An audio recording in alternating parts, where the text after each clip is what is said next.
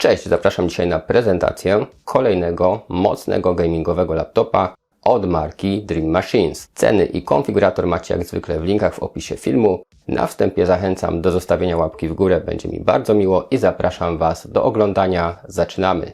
Dzisiaj zobaczycie bardzo mocną propozycję dla graczy. Jest to masywna konstrukcja o wadze prawie 4 kg i grubości 28 mm, wyposażona w zasilacz o mocy 330 W. Obudowę wykonano z tworzyw sztucznych wysokiej jakości. Ekran ma aż 18 cali, a umieszczono go w nowoczesnej obudowie z cienkimi ramkami. Rozdzielczość natywna to 2560 na 1600 pikseli, a więc mam tutaj format 16:10. Odświeżanie ekranu wynosi do 240 Hz. Jasność panelu to 400 nitów, więc jest to więcej niż standardowo bywa w laptopach. Jakość kolorów, jak i kąty widzenia na tym wyświetlaczu są naprawdę dobre, a mocowanie na pojedynczym zawiasie sprawia, że jest to konstrukcja odporna na uszkodzenia. Nie zabrakło kamery i mikrofonu do wideokonferencji. Laptop posiada sporo gniazd. Po lewej stronie 2 porty USB 3.0 i gniazdo audio. Po prawej 2 gniazda USB typu C i czytnik kart microSD. Z tyłu gniazdo zasilania, 2 gniazda sieciowe i gniazdo HDMI w wersji 2.1. Od spodu i po bokach widzimy wydajny system chłodzenia, o którym wspomnę jeszcze w dalszej części filmu. Klawiatura działa sprężyście. Znajdziemy na niej sekcję numeryczną i dodatkowe przyciski funkcyjne. Nie zabrakło LEDów, które możemy dowolnie konfigurować pod względem kolorów i efektów przy pomocy centrum sterowania. Dodatkowe elementy LEDowe znajdują się z tyłu laptopa. Nimi także możemy zarządzać. Touchpad jest duży i korzysta się nieźle. Chociaż ja zdecydowanie wolę podłączyć myszkę. W panelu sterowania możemy także zmienić ustawienia klawiszy, nagrywać makra, zarządzać z użyciem energii, ale przede wszystkim kontrolować prędkość obrotową wentylatorów i przełączać się pomiędzy 3 trybami. Tryb cichy przyda się do korzystania w późniejszych porach, tryb rozrywki sprawdzi się do oglądania filmu czy grania w prostsze gry. Do wymagających gier przyda się tryb pełnej wydajności. Podzespoły laptopa są naprawdę mocne. Procesor to Intel Core Ultra 9 275HX. Posiada aż 24 rdzenie i 24 wątki. Układ graficzny to Nvidia GeForce RTX 5070 Ti. Wyposażony jest w aż 12 GB pamięci RAM typu GDDR7. Całkowita moc graficzna karty wynosi 140 W. Pamięć RAM to 2 moduły po 16 GB każdy i jest to szybka pamięć DDR5 o taktowaniu 5600 MHz. Dysk twardy na złączu M2 jest naprawdę szybki, a jego pojemność to 1 TB. Nie jest to jakoś specjalnie dużo, ale na stronie produktu znajdziemy także konfigurator.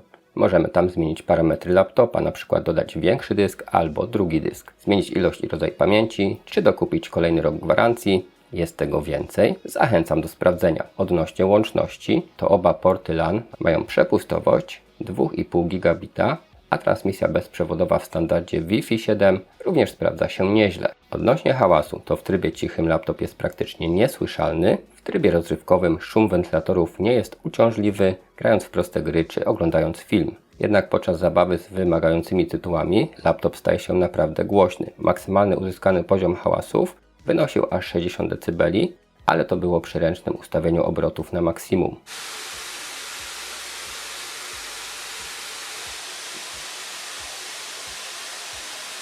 Na ogół ten poziom hałasu jest niższy, nie aż tak ekstremalny, wynosi średnio około 45 do 50 dB i prawdę mówiąc zależało to od konkretnego tytułu, ponieważ niektóre gry bardziej obciążają kartę graficzną i procesor, inne troszeczkę mniej, co bezpośrednio wiąże się z poziomem hałasu, ale też w zamian otrzymujemy dobrze chłodzony procesor i kartę graficzną, których temperatury pozostają na bardzo rozsądnych poziomach, więc nawet przy dłuższych rozgrywkach nie musimy się martwić o podzespoły.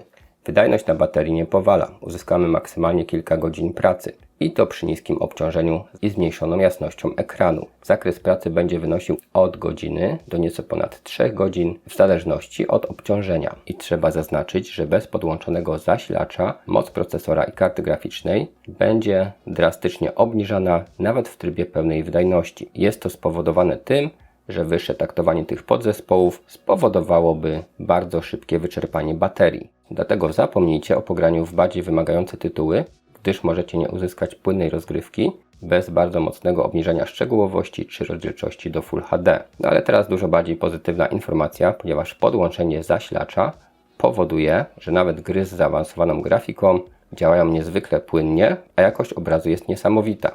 Najnowszy Battlefield, Cyberpunk 2077, Forza Horizon 5, MS Flight Simulator 24 i inne działają świetnie. Można było nacieszyć się szczegółowością grafiki i efektami specjalnymi w podwyższonej rozdzielczości, co potwierdza, że ten model laptopa do gier będzie się sprawdzać jeszcze przez kilka kolejnych lat. We must fight to victory or death for the Republic!